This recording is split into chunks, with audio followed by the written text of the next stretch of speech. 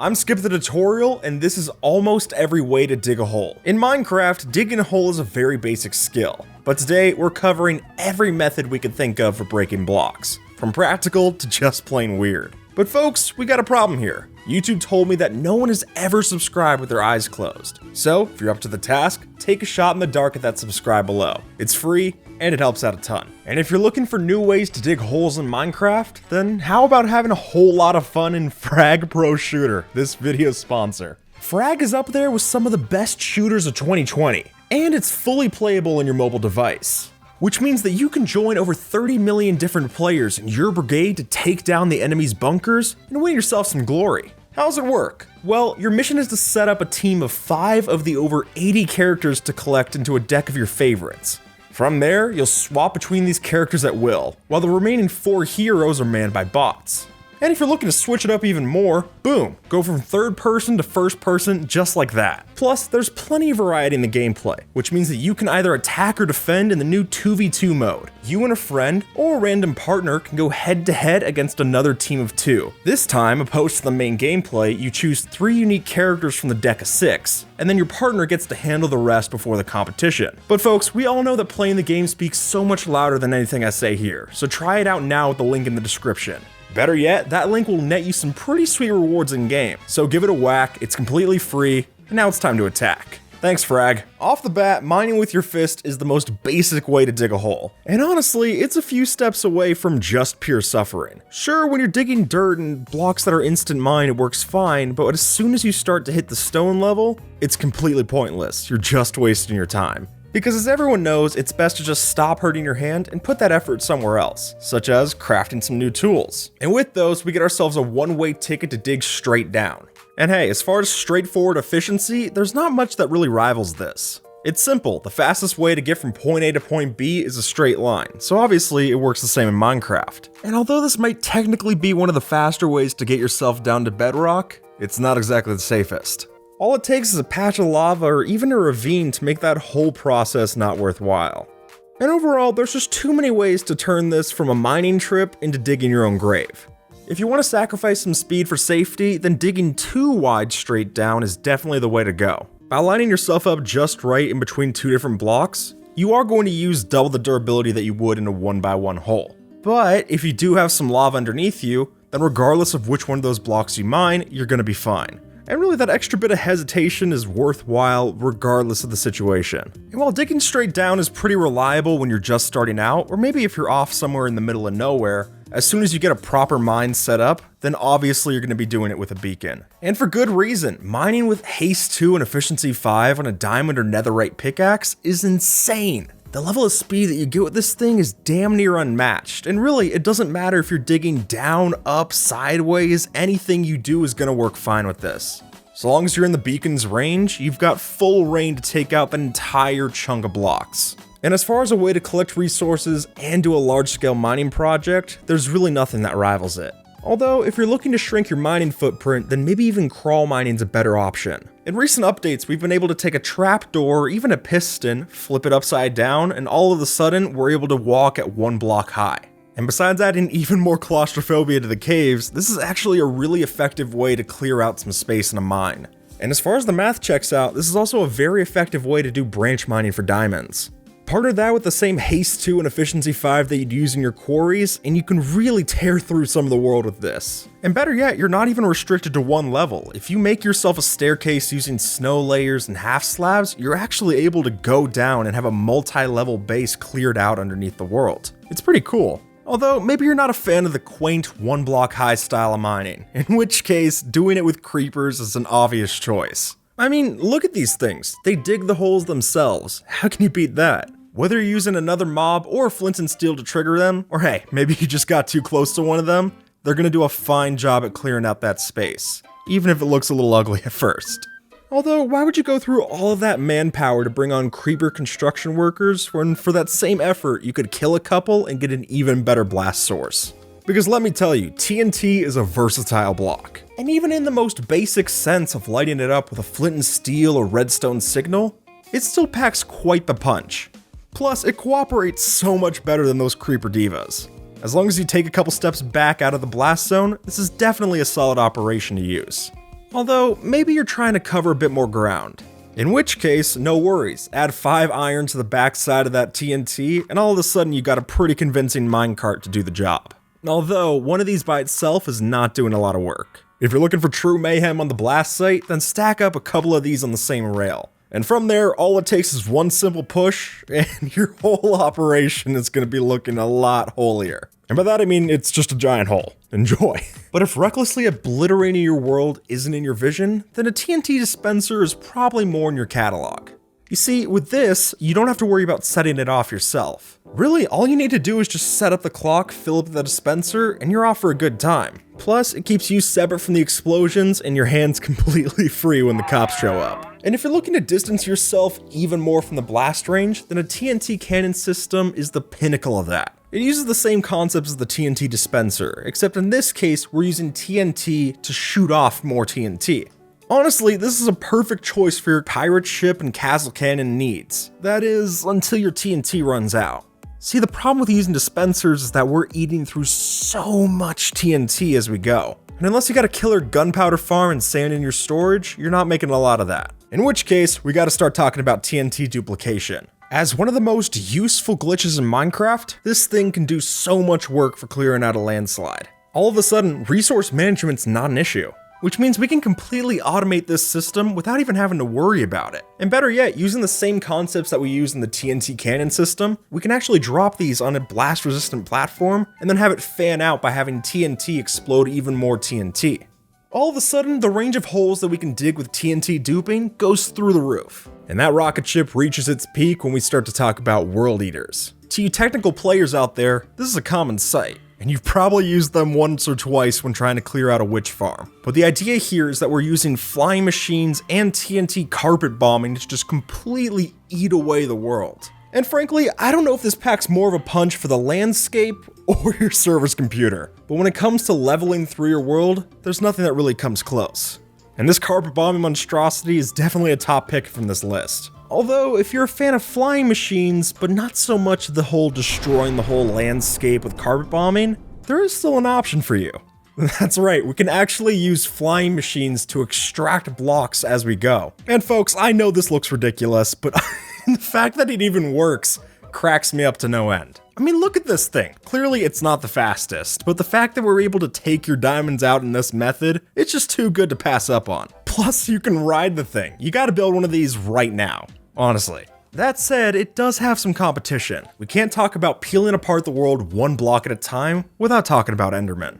Granted, they're not the most cooperative of workers, and even worse still, they're not gonna take any blocks that are below them. So you have to get them started by having them actually take blocks that are beside them. But as soon as you cage enough Endermen and let them get started on that world, it's gonna eat away pretty quick. And time lapses of this thing are both the most chaotic and satisfying things I've seen in the game. And while it might not be in your company's mining budget to bring a whole bunch of Enderman labor through the portal, it's worth doing at least once. But as far as mob labor goes for different dimensions, my pick's gotta go to ghasts. And yes, I'll admit, they're just as annoying to work with, if not more than creepers. But honestly, just look at how one of these ghast fireballs can tear through the landscape. It's pretty great to see, and unlike a creeper, it's multi-use. So if you got enough time, you can use that gas to tear up through that entire bit of landscape you've been meaning to get rid of. Although, I will admit, they're better suited for taking out blocks in the nether than they are in the overworld. Just like mining with your fist, as soon as they hit that stone level, they're completely useless. And if you're going to go through all that time to bring one of them over to the overworld, you're better off just focusing on getting a charged creeper. Now these creatures know how to dig a hole. And while sure, lightning isn't exactly easy to come by, if you got yourself a channeling trident and a thunderstorm overhead, you're able to get so many blocks cleared out with one of these things. And who knows, maybe you'll even get some mob heads thrown in the mix, making it an even better way to tear through that mountain. Yes, they do still have the same issues that creepers do, if not tenfold more from all the damage they pack. But hey, you can still set them off with a flint and steel, and if you're out of that blast radius, they do clear out plenty of blocks if you need them to. Really, there's only one thing that's on par with them, and unfortunately for the charged creepers, it's a lot easier to come by. Because if we find ourselves in the nether or the end, then a bed is going to do so much more for clearing through the blocks. With obvious upsides, such as the fact that we get to choose when it explodes, this is definitely a better pick. And while there are obvious reasons to worry about the damage of this thing, as we can see in 1.16, there's plenty of safe ways to get mileage out of this thing. Like, make yourself a 5-block tunnel, place one at the end, and boom, you're gonna be finding yourself some ancient debris. As long as you take the proper precautions, this is probably my favorite way of branch mining in any version. And if you want that same kind of explosion chaos in the overworld, albeit a bit more expensive to get, a respawn anchor is a one-way ticket to do such. If you got the crying obsidian and glowstone to spare, this is a pretty great way to clear through some of your blocks, be that in the overworld or the end. But remember to keep in mind the same restrictions we had for the bed. Otherwise, the whole operation's going to go somewhere south. But maybe that's not enough to you. Maybe you want to cause damage to not only yourself, but all of the other mobs around you. Well, throw together 3 black skulls and some soul sand, and that wither boss is going to do so much work to the terrain. Even just spawning in the thing is sure to clear out plenty of blocks around you. And then of course you'll have to deal with the added bonus of getting fired at from the wither. But if you're a bit more enterprising, you can actually put the wither to good use this way. You see, when the wither takes damage, it breaks blocks around it. So if you get it suffocating, you're actually able to get it to break blocks in a nearby vicinity. And this kind of madness can be used for not only tunnel systems, but also for making fully functional obsidian farms. But the question is, with all this block breaking, what about if the blocks want to break you? And curiously enough, there's an answer for that. By getting ourselves a heaping number of silverfish, such as with the spawner that you find next to the portal, you can have them infest all of these different stone blocks. And while it might sound like a death wish, this is a fully functional way to have them dig a hole for you. All you gotta do is wait for them to infest every piece of stone, damage one of their brothers, and then let the whole world crumble around you. This is definitely the creepiest way to dig a hole, and honestly, I'm gonna be seeing all these silverfish in my nightmares. Oh god. So after you've quit the game after that nightmarescape, don't log in just yet, because there's actually a way to dig holes in Minecraft without even playing Minecraft. If you're able to run an instance of Minecraft on a nearly filled hard drive, which we can emulate by using a flash drive, interesting things start to occur. You'll particularly see this in older versions of the game, but when you log into the world and you're trying to generate without space, it doesn't know what to do with certain chunks. So what will start to happen is when you log in and back out, chunks will just randomly be taken out of the world and placed somewhere else, giving us a newly functioned hole inside of the landscape. Now, I'm not expecting this to become a common way to dig holes in Minecraft, but what is cool though is when you free up that drive, you can actually keep that same copy of the world you just destroyed. But folks, we haven't even thrown creative mode commands into the mix, and for that matter, I gotta cover one before the comments eat me alive. And that is, if you type in a fill command like such, you can just have the world be replaced with air. Boom, now you got an instant hole. Although, I gotta say, if you're using commands in Minecraft, this has to be one of the most boring ways to use your creative mode privileges. It's quick, it's painless, it's easy. But hey, some people just want to watch the world burn. And for that matter, you can actually do that. Fill up that exact place of the world with some form of flammable block. We can use wood, we can use wool, whatever. And then just set it ablaze as quick as you want. And if you got fire tick enabled in a high enough difficulty, that fire is going to eat through the world ASAP.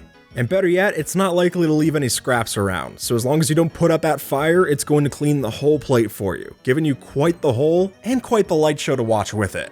But if you really want to show while you're digging that hole, then don't burn those leaves just yet. Instead, open up your menu and spawn in a couple of raid ravagers. Because let me tell you, those things are a favorite to eat through every bit of greenery placed before them. Granted, like Endermen, they can't do this with blocks below them, so you have to get them on the same level, but once they're on that, they are going to destroy through it. And better yet, unlike some of the other mobs, they'll create these really cool cavern systems as they work their way through the hole.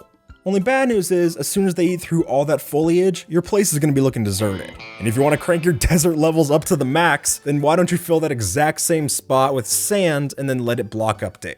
This one's sure to cause some pain to your computer, but when you watch these gravity blocks just fall down through the void, it's a different level of satisfying.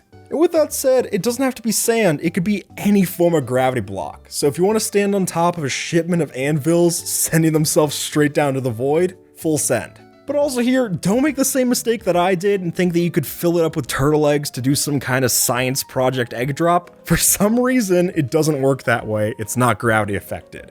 But with that said, there is a pretty great way to break these eggs. You see, certain hostile mobs will try to break through the eggs, so if you get some zombie pigmen on deck and enough of them to do the job, you can actually watch as they eat their way through these eggs and fall themselves down into the void. they won't stop. They will just take these eggs out into their own demise. They hate turtles that much, I guess. And while it's a pretty burning hatred, it is pretty fun to watch. But we don't have to dig holes just by filling in blocks. We could also edit the mobs we use to do it. You see, if you take a creeper summon tag like this and then beef up the explosion power, you can do so much more damage than that regular thing does in your world. And for all you chaos chasers out there, you can beef up this tag all the way to 127 explosion power. Might I add, use this with caution. When you set one of these off in your world, you're going to see so many blocks destroyed. And if you want the extra style points, you can also hit it with a lightning bolt to get yourself that charged creeper explosion, which is equal parts disturbing and oddly symmetrical? Who knew? Or you don't get that same kind of geometric beauty as with a ghast, because like the creepers, we can beef up the explosion power on one of these. And when you're using a super ghast like this, you're in for a lot more damage to your world. And a lot more fire too. But for better or worse, with the ghast, we don't have to stop at 127 for explosion power. No, for some reason this goes up to 2,147,483,647 explosion power. I don't know why it goes even near that high, but when you let one of those loose in your world, yeah, say goodbye to the instance of Minecraft. You're in for a crash, no questions asked. But if you don't want to work with the ghast because, I don't know, it just blew up your whole world and then some, you don't actually have to use one of them to get a fireball. You see, using this summon tag, we're able to spawn in a fireball without the ghast. And best part yet, we can choose the direction to launch that off in. So if you want more versatility and discretion than a ghast would give you, this is the best way to do it. And I'm sure you guessed, but we can beef up that explosion power to the exact same number as the ghast. Which again, we might as well just call the computer killer, because there's no way my PC is surviving through one of these again. And better for us and our computer's RAM, we actually are able to do even more explosive projectiles. While they're not in the base game, turning on this command allows us to enable explosive arrows. Which means that every single arrow that we shoot off in this world, whether it's us or a skeleton trying to hit us, as soon as it makes impact with the ground, it's going to explode like a prime TNT. And if you want to see the mayhem hit sky high, then try doing this with a multi-shot crossbow. Because with each one of those arrow rounds you shoot off, you're gonna get your world begging for mercy. And last, but certainly not, why do I hear boss music? That's because the Ender Dragon is the surefire way to clear through any blocks you hate in the world. Whether it's a mountain ready to be caved or your friend's base, the Ender Dragon does not care. Put some blocks in its path and it's going to eat through them without a problem. What I will say is when you spawn one of these in the overworld, it's not always the most reliable in how it attacks. So if you really want to see some blocks get destroyed, and better yet, holes get dug, you gotta watch it do its work in the home turf. Sit back and just observe. And with that, crash that subscribe button down below, and have a good one. Alright?